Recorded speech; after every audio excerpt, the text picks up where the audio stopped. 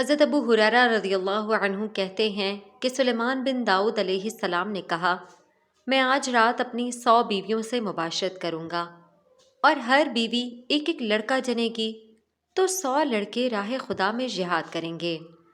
فرشتے نے ان سے کہا، انشاءاللہ تعالی کہہ دیجئے، مگر انہوں نے نہیں کہا،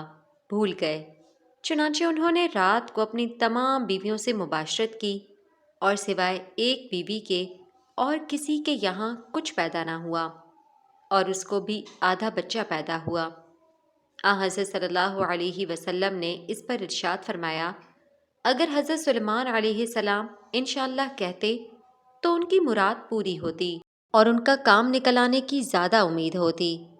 ایک عورت نے نبی کریم صلی اللہ علیہ وسلم کے پاس حاضر ہو کر عرض کیا، یا رسول اللہ، میری ایک سوکن ہے، اگر میں اس کا دل جلانے کو غلط سلط یوں کہوں کہ میرے خاوند نے یہ چیزیں مجھے دی ہیں جو اس نے فی الواقع نہیں دیں